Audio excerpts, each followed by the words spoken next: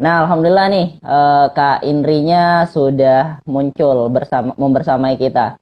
Halo Kak, gimana kabarnya? Halo, alhamdulillah baik Kak. Aku kedengar Alhamdulillah. gak suaraku? Iya, alhamdulillah terdengar.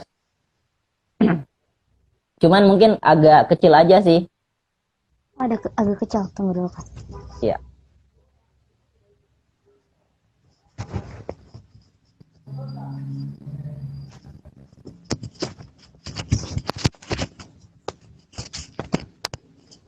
Nah, jadi yang di depan kita ini teman-teman namanya Kak Indri Hidayanti, SPD. Beliau aktivitasnya sebagai Duta Baca Sukabumi dan kebetulan menjadi sekaligus Duta Baca Jawa Barat, dan aktivitas lain beliau itu mengajar SD dan guru privat ya. Nah, jadi saya minta tolong juga nih kepada teman-teman yang mengikuti acara ini live IG pada malam hari ini, jika tidak keberatan untuk men-share informasi kepada teman-temannya bahwa kita sedang mencoba melakukan ngobrol literasi. Siapa tahu obrolan kita pada malam hari ini bermanfaat dan bisa tersebar semakin luas. Itu aja mungkin ya. Em, karena mungkin kita udah cukup lama nih ngobrolnya. Bisa nggak kita udah langsung mulai Kak obrolan kita pada malam hari ini? Iya boleh Kak, langsung mulai aja. Siap. Boleh saya izin mungkin untuk sedikit opening dari Kakak, karena ini kan juga pertemuan perdana kita dan mungkin sebelumnya kita tidak terlalu banyak kenal dan kurang berinteraksi. Jadi saya mungkin izin untuk persilakan Kakak sejenak untuk opening. Jaringan dong. Ya gimana Kak? Mungkin saya izinkan Kakak sejenak untuk opening. Persilahkan. Ya. Assalamualaikum warahmatullahi wabarakatuh. Perkenalkan nama saya Indri Hidayanti, asal dari Sukabumi. Saya sebagai Duta Baca Kabupaten Sukabumi dan Duta Baca Jawa Barat. Nah, Duta Baca itu apa sih? Duta Baca itu merupakan kaki tangan dari perpustakaan. Jadi mitranya perpustakaan gitu. Nah, kalau misalnya biasanya kita ke perpustakaan untuk baca buku dan melakukan kegiatan di perpustakaan sebelum COVID ya. Nah, hari ini ada Duta Baca. Jadi, kita yang datang ke masyarakat untuk memberikan pelatihan-pelatihan yang dibutuhkan di masyarakat. Seperti itu, Kak. Nah, kalau kebanyakan sasaran kami yang di Sukabumi lebih ke anak-anak karena lebih banyak anak-anaknya gitu. Ada yang di taman baca, ada yang di rumahnya buka taman baca, ada yang ke sekolah-sekolah. Kemarin juga saya dan beberapa teman saya terjun langsung untuk memberikan informasi mengenai literasi ke SMA, SMP, SMK, dan sebagainya. Seperti itu, Kak.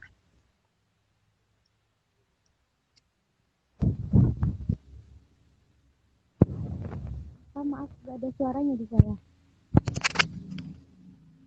Nah, kurang lebih itu tadi teman-teman sedikit opening dari Kak Indri. Nah, sebenarnya kan kita lebih banyak meskipun ngobrolnya kita seputaran literasi.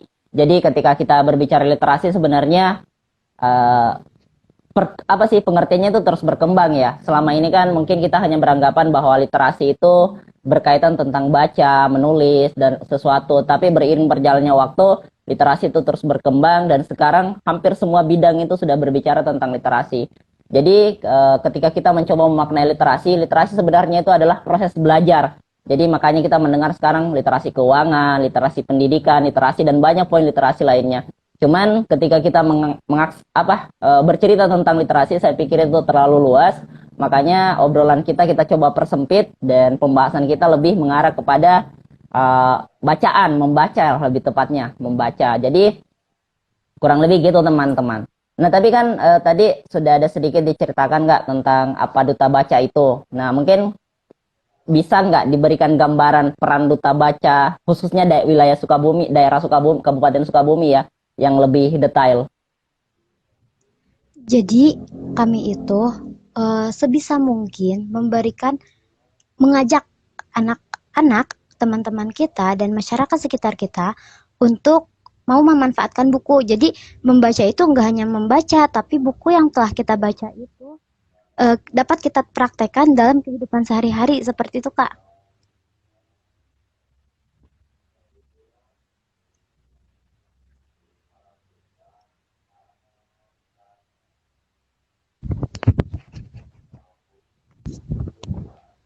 Kak, maaf, di saya nggak ada suaranya.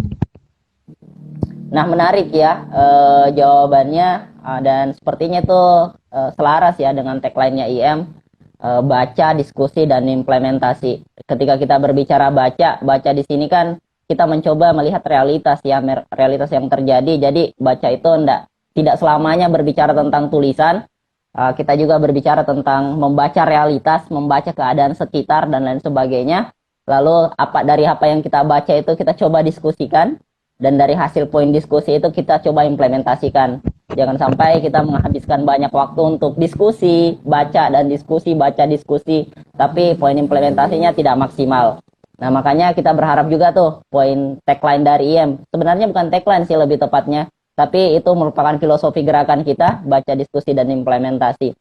Nah, mungkin yang saya mau tahu lebih jauh, Kak, tentang tadi kakak sudah cerita tentang duta bacanya, apa aktivitasnya, lalu perannya, bagaimana sih, apa yang kakak lihat, kan tadi kakak bilang lebih banyak mengajar anak-anak ya, khususnya di Kabupaten Sukabumi. Nah, kira-kira dari melihat hal-hal itu sepanjang kakak menjadi duta baca, apa-apa saja yang kakak lihat sebagai masalah gitu untuk anak-anak di Kabupaten Sukabumi khususnya yang kakak jangkau? Gimana, Kak? Maaf, diulangi, jaringannya jelek. Bagaimana pemahaman kakak tentang melihat masalah-masalah yang ada di anak-anak Sukabumi di sana? Kan tadi katanya fokusnya lebih mengarah ke anak-anak ya. Iya, baik. Nah, yang saya lihat dan setelah saya terjun ke sekolah dasar, ternyata ketika pandemi itu sangat berdampak kurang baik sekali pada anak-anak. Saya ngajar kelas 3 dan masih ada beberapa anak yang belum bisa baca. Kelas 1 pun bacanya masih lambat gitu. Jadi kayak miris gitu. Efek dari pandemi ini anak-anak masih belum bisa baca. Nah, dari itu saya sebelum belajar meminta anak-anak untuk membaca 15 menit, membaca nyaring supaya anak yang satu dan yang lainnya dapat menyimak apa yang temannya sampaikan, dan mereka itu belajar itu ya bukan sekadar mencari nilai aja, mereka juga harus paham apa yang mereka pelajari hari itu, seperti itu, Kak. Terus yang lebih mirisnya juga selama pandemi, apalagi yang awal-awal itu sampai 2021 bulan Agustus, Oktober perpustakaan tutup total. Hanya bisa meminjam, itu pun kita pinjam buku yang sudah dipesan. Kemudian kita hanya menunggu buku itu ada, dan itu baru terjadi di tahun 2021.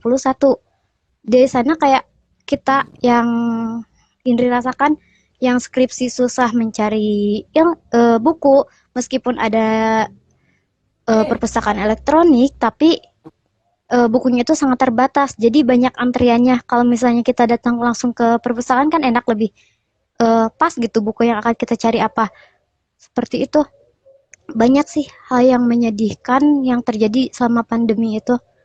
Kita susah baca, kita susah berkomunikasi dengan orang lain, dan kegiatan pun kita nggak bisa di luar.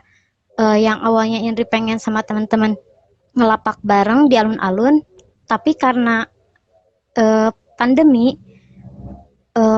kita menunda itu sampai akhirnya kita belum bisa melaksanakan itu, karena sekarang apalagi ada Omikron, kita jadi takut gitu kalau ngelapak gitu, Kak. Kurang lebih kalau berbicara tadi kan berbicara Sukabumi ya. Ya. Itu duta baca sebenarnya jumlahnya berapa orang sih, dan apakah ada tupoksi kerja dari setiap orang-orang tersebut atau gimana tuh gambarannya? Kalau Duta Baca Sukabumi kebetulan baru kemarin 2021 dengan perizinan yang luar biasa. Kita baru ada 16 orang gitu. Nah, tupoksinya teman-teman kalau yang dari Duta Baca keseluruhan itu kita review buku untuk internal saja. Kemudian ada kalau misalnya temen aku buka teman baca gitu. Jadi tupoksi setiap orangnya itu berbeda, tapi yang paling kita dari semuanya kita melakukan review buku setiap bulan gitu. Tapi mungkin untuk saat ini review bukunya baru untuk tataran internalnya Duta Baca Iya, ya. Berarti kayak iya, apa ya? Ada komunitas Duta Baca Sukabumi atau apa sih namanya? Paguyuban ya mungkin paguyuban. bahasanya. Nah, menarik nih tadi ketika kita berbicara poin-poin masalah ya yang dialami adik-adik ya mungkin bahasanya biar lebih mudah sedikit. Adik-adik di Sukabumi ketika tadi bercerita tentang ada anak kelas 3 SD karena adanya pandemi mereka ternyata belum bisa membaca. Lalu ada orang ketika kita berbicara mencoba untuk akses perpustakaan kabupaten gitu. Nah, sementara dengan adanya pandemi kita jadi nggak bisa ke sana secara offline dan ujung-ujungnya harus pakai antri dalam pakai teknologi, pakai e-book dan e-booknya ternyata ya terbatas dan tidak semua orang bisa mengakses juga gitu. Karena ya itu tadi keterbatasan lagi dalam apa ya? Memang sih di awal-awal pandemi itu kebanyakan kan kita shock ya. Kita shock Iya, tiba-tiba kita dipaksakan semua ke dunia maya. Jadi iya, bagi daerah-daerah tertentu yang bukan cukup terbatas sih sebenarnya. Hanya karena itu merupakan hal yang baru langsung tiba-tiba dipaksa akhirnya mau tidak mau kita butuh waktu yang cukup panjang untuk beradaptasi gitu. Itu mungkin lebih tepatnya ya. Nah, lalu tadi iya.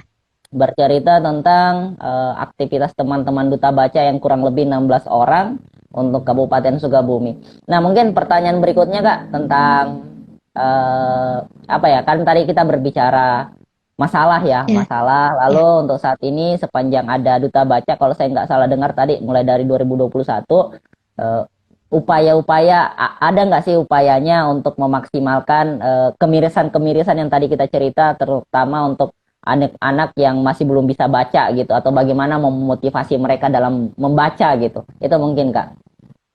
Ada Kak. Kebetulan kan di Kabupaten Sukabumi itu ada program buku box. Jadi kita itu boleh meminjam buku satu box yang bisa dipinjam selama 3 bulan dari perpustakaan. Nah, buku itu kita simpan ke teman-teman kita yang di pelabuhan, di Sukaraja dan lain sebagainya untuk memaksimalkan anak-anak biar semangat membaca gitu, biar ada motivasi untuk saya mau baca nih. Seperti itu, Kak.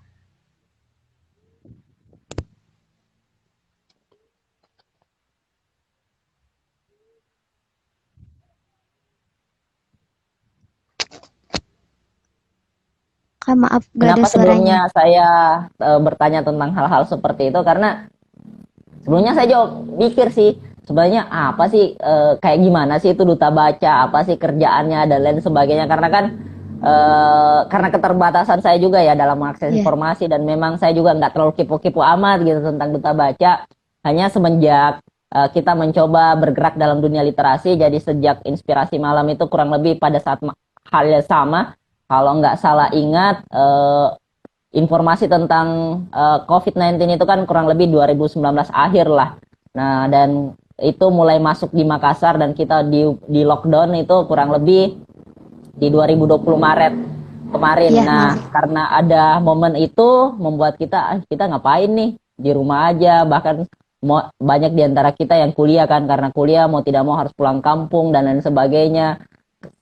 Kemana-mana serba keterbatasan belum lagi karena kita agak apa ya agak ngeri juga tuh tiba-tiba COVID atau apa akhirnya kita agak apa ya agak takut kemana-mana dan lain Iya, sebagainya. Bahkan kalau saya sendiri waktu awal-awal COVID kemarin di Makassar itu kayak ngerasa main Resident Evil kalau kakak tahu gitu kita main game zombie-zombie gitu jadi aktivitasnya kita itu kebanyakan keluar cari makan itu atau beli makan itu jam 2 malam, jam 3 malam kan kota ya, jadi masih agak rame gitu. Maksudnya Indomaret dan lain sebagainya itu masih ada. Oh, iya. Kenapa di jam-jam seperti itu? Karena kita menghindari Ah, keramaian, macet dan lain sebagainya. Itu agak miris juga sih. Nah, karena momen-momen itulah yang membuat kita, oh, apa yang harus kita lakukan? Akhirnya kita buat komunitas dan kita fokusnya awalnya hanya diskusi online. Hanya beriring berjalannya waktu kita berpikir diskusi online tidak akan bisa menjadi solver gitu. Kita nggak akan bisa menjadi problem solver dengan hanya membuat diskusi-diskusi online. Makanya harapannya kita mencoba untuk membuat aktivitas secara offline, maksudnya bertemu secara dunia nyata gitu. Dan sementara Inspirasi Malam ini kan bisa dibilang 100% dari krunya yang ada di Inspirasi Malam yang kurang lebih 100-an itu kita nggak pernah bertemu atau kenalan secara dunia nyata gitu. Maksudnya kita hanya kenalan melalui virtual dan aktivitas-aktivitas kita mulai dari virtual sampai kurang lebih 2 tahun berjalan. Nah, nanti komunikasi kita itu mau mulai lebih ada pertemuan offline ketika kita mencoba melakukan pemekaran wilayah dan memang kita mau target maksudnya misal nih kalau Jawa Barat kalau nggak salah sekitar 28 kabupaten kota, semoga saya nggak salah sebut, sekitaran gitulah kabupaten kota, dan ketika itu hanya berbicara tingkatan wilayah atau provinsi itu kan Jabar luas gitu. Makanya iya. memang kita mencoba akses sampai tingkat kabupaten. Nah, jadi itulah menjadi satu ikhtiarnya kita coba bangun silaturahmi dengan duta baca setidaknya kita mendapatkan problem-problem yang ada di sana. Jadi semoga nanti dengan kita melakukan pemekaran daerah kita bisa menjadi problem solver lah, begitu berkolaborasi dengan banyak aspek khususnya yang berfokus kepada literasi. Nah, itu mungkin sedikit tentang curhatan saya gitu. Nah, eh, tadi kan juga kakak cerita tentang buku box ya, yang menjadi Iya. fasilitas kabupaten untuk memudahkan kita gitu. Nah, karena kan kurang lebih mungkin 1 tahun ya dari 2020 Duta Baca Sukabumi ini, sorry 2021 ke 2022 kurang lebih hampir 1 tahun mungkin. Nah, apa saja yang menjadi masalah yang kakak alami, entahkah itu yang sedih-sedihnya, yang bahagia-bahagianya, yang berkaitan tentang kan gini, ketika kita sudah diberikan amanah gitu, amanah tanggung jawab sebagai duta baca gitu, otomatis kan ada hal-hal yang mungkin menjadi beban sendiri buat kita gitu. Nah, kira-kira apa menjadi masalah yang paling beratnya, lalu apa yang paling membahagiakan? Itu mungkin Kak. Yang paling berat dulu deh. Yang paling berat itu kita nggak bisa langsung ketemu gitu. Karena kabupaten kan luas. Jadi emang teman-teman tuh jauh. Apalagi kebanyakan yang masih kuliah. Waktu bertemunya tuh susah banget. Dan itu pertemuan tatap muka itu sangat jarang. Kita terakhir bertemu itu pas udah Idul Adha, 1 minggu setelah Idul Adha, dan sampai sekarang belum ketemu lagi. Tapi kalau misalnya virtual, masih baru kemarin bulan Januari kita ada kegiatan apa seminar seperti itu Kak. Nah kalau misalnya senang ya, ternyata ini curhatan ini sendiri. Ternyata aku tuh kayak nggak sendiri gitu orang yang suka di perpustakaan, karena selama sekolah ke perpustakaan itu sendiri, baca buku sendiri, bukannya gak ngajak orang lain, tapi emang orang lain kayak diem aja gitu. Kegiatan sampai mengikuti semua kegiatan di perpustakaan sendiri, punya temen di sana. Jadi temen baru itu emang di perpustakaan, kayak dibandingkan sekolah, ini lebih memilih perpustakaan gitu, karena di sana lebih banyak ilmu gitu. Kayak aku tuh butuh ini dan ada gitu, tinggal dicari dan diberikan. Dan pas Indri tahu, tanya ke teman-teman Indri, pas COVID, gak apa-apa deh, semua sekolah tutup, asalkan perpustakaan jangan tutup. Itu yang kami katakan. Seperti itu, Kak.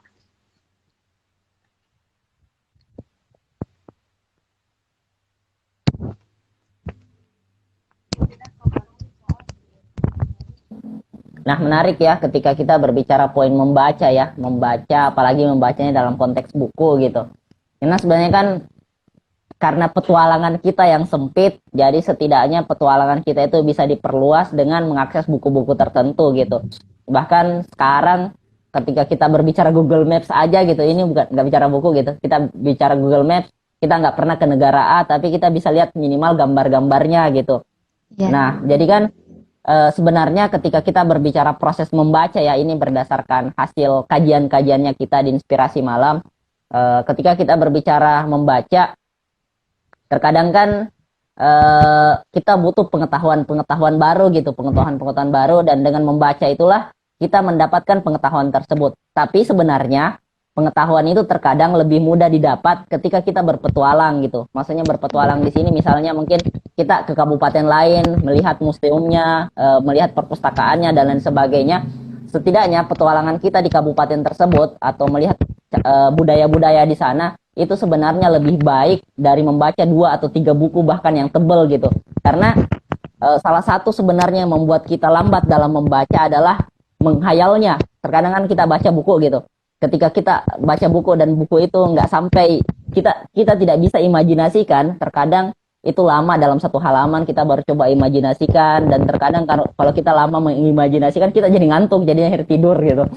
Nah, jadi sebenarnya ketika kita mau membaca lebih cepat itu adalah dengan belajar memvisualisasikan gitu, memvisualisasikan dengan adanya gambaran di kepala itu akan lebih mudah kita analisa dan lain sebagainya. Jadi poinnya sebenarnya ketika kamu orangnya tidak terlalu suka baca buku, nah baiknya suka jalan-jalan gitu, tapi bukan nge-mall ya, karena poinnya nge-mall kayaknya beda gitu. Nah gitu kurang lebih. Cuman saya sendiri karena memang ada ketertarikan juga meskipun tidak terlalu bisa untuk daya bacanya, maksudnya daya baca saya sendiri mungkin agak lemah gitu. Jadi cara belajar saya selain membaca ya nonton video karena sekarang juga masih keterbatasan jalan-jalan kan. Karena mungkin saya lebih suka visualisasi ya, tipikal visualisasi. Jadi cara belajarnya gitu daripada jadi sebenarnya kalau berbicara membaca di sini maksudnya ya nggak selamanya ketika harus buku gitu. Nah bisa juga video. Sebenarnya membaca itu kan artinya apa ya? Luas gitu. Nah jadi kurang lebih begitu mungkin tentang gambaran, tentang membaca, apa hal-hal yang penting untuk kita pahami gitu dalam membaca. Nah, kira-kira Kak, Kakak sendiri punya harapan nggak sih? Harapan ketika kita berbicara Sukabumi ya, Sukabumi. Dan harapannya Kakak sebagai duta baca, apa sih yang Kakak ingin terapkan untuk Sukabumi yang lebih baik mungkin? Bukan kampanye ya, silakan. Kalau aku pengen akses buku aja di sekolah gitu aja, buku bacaan buat anak-anak, sesuatu yang selain itu juga hal-hal apa ya, kan nggak membaca itu buku aja ya, atau ada video-video pembelajaran yang dapat dipelajari oleh anak-anak itu aja. Karena menurut aku kalau misalnya dari kecilnya kita udah dipupuk membiasakan seperti itu, jadi pas dewasanya itu bisa hal itu tuh nggak hilang gitu. Karena otak saat kita anak-anak itu kan belum ada bebannya, masih mudah untuk menangkap semua informasi.